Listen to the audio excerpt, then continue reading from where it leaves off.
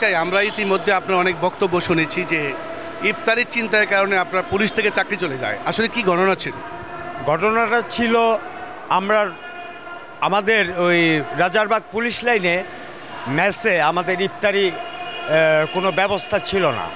আমরা ওই সময় যেটা যাত্রাবাড়ি থানা, ওইটা ছিল ডেমরা থানা।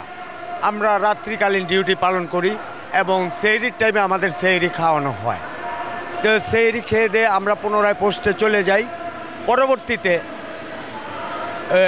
সকাল 8টার সময় আমাদের ডিউটি শেষ, আমরা গোসল টোসল করে সারাদিন বিশ্রাম করি এবং ইফতারির 10-15 মিনিট আগে আমি যখন রাজারবাগ পুলিশ লাইনের বাইরে ইফতারি কিনতে যাই, দেখি যে আমাদের ইফতারির সব দোকান ইফতারি বন্ধ করে দিচ্ছে ইফতারির সময় সংকীর্ণতার কারণে, যার কারণে আমাকে মালিবাগ ম্যারাডোনা ভবনের সামনে যাইতে হয় ইফতারি কিনতে।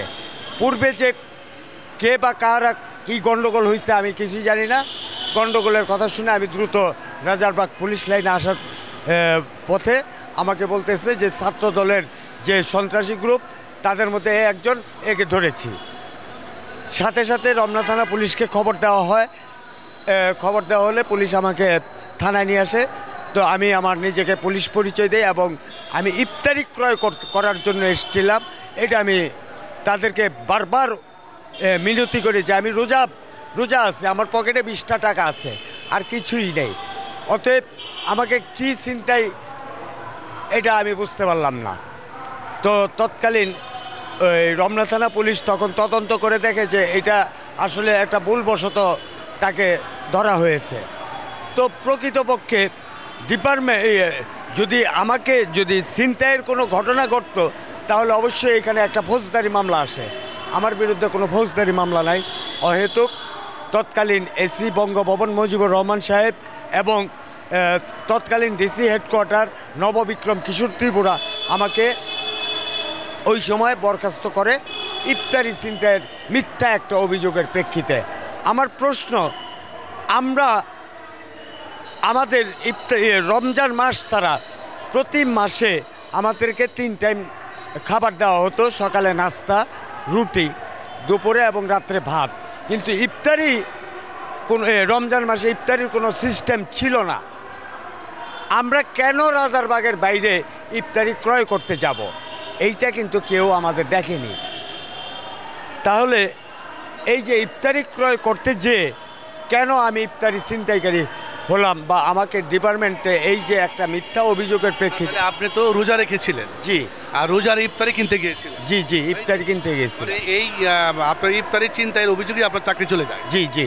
চাকরি চলে যায়? জি। কি নাম আপনার? আমার নাম মোহাম্মদ সালাউদ্দিন তালুকদার। আচ্ছা, আপনি কত বছর চাকরি করেছিলেন? আমি 7-8 বছর। আপনার বাড়ি কোথায়? আমার বাড়ি সাভার। জি। আপনি কোথায় কোথায় চাকরি করেছিলেন? আমি ঢাকা মেট্রোপলিটন পুলিশের 6 নম্বর কোম্পানিতে, পুলিশ মোটর ওয়ার্কশপে, তারপর ইত্যাদি ইত্যাদি। আচ্ছা, আপনার এখন কর্মজীবন কি? আমি এখন একবারে পুরা বেকার। মাঝে কিছু সিকিউরিটি কোম্পানিতে চাকরি করতাম, এই সিকিউরিটি কোম্পানির চাকরি করতাম। আমি যখন দেখতে পাই যে পুলিশ বাহিনীতে বরখাস্ত পুলিশরা আন্দোলন করে, তখন আমি তাদের সাথে ওই চাকরি ছেড়ে দিয়ে তাদের সাথে সক্রিয়। আপনি একটা সিকিউরিটি কোম্পানির চাকরি করতাম আর কি। এখন চাকরি নেই। মানে যেহেতু সাখাওয়াত স্যার আমাদের বলছিলেন এবং উনি একজন অভিজ্ঞ এবং বিশ্বস্ত এবং খুবই নীতিবান একজন অফিসার ছিলেন, উনি যখন বলছিলেন যে 15 দিনের ভিতরে আমাদের চাকরি পূর্ণবহাল করবে, সেই কারণে আমার চাকরিটা আমি ছেড়ে চলে আসি। আচ্ছা, আমি জানতে চাই এখন আপনার ছেলে মেয়ে কয়জন? আমার 2 ছেলে। কি করে তারা? আমার বড় ছেলে ডিপ্লোমা ইঞ্জিনিয়ার, আর ছোটটা ম্যাট্রিক পরীক্ষা দিবে। এখন আপনার জীবন কেমন চলছে? আমার জীবন, আমি এখন রাস্তার কাঙ্গাল, এই হচ্ছে অবস্থা। আপনার পুলিশে চাকরি পোশাক চলে যাওয়ার পরে আপনার কাছে কেমন লাগলো? তো আমার কাছে মনে হয়েছে যে আমি জিন্দা মৃত, মানে আমার জীবন বলতে কিছু আছে বলে আমি মনে করিনি। পুলিশের পোশাক থাকাকালে যে আপনার যে মনে শান্তি ছিল, আর পুলিশের পোশাক চলে যাওয়ার পরে আপনার কাছে কেমন লেগেছে? পুলিশের থাকা অবস্থায় আমার মনে হয়েছে যে আমি পরিবারের একজন কর্তা, কারণ মাস শেষে বেতনটা পেলে আমি আমার স্ত্রী সন্তানদের হাতে আমি তুলে দিতে পারতাম। কিন্তু যখন আমার চাকরিটা চলে যায় মনে হয়েছে যে আমি একটা জিন্দা লাশ, যা এখন আপনারা দেখতে পাচ্ছেন আমার পরনে কাফনের কাপড়, অর্থাৎ জিন্দা লাশ। আমার পৃথিবীতে বেঁচে থাকার চেয়ে মরে যাওয়া অনেক ভালো, আমি এখন মনে করি এটা। কি নাম আপনার? আমার নাম মোহাম্মদ সালাউদ্দিন তালুক।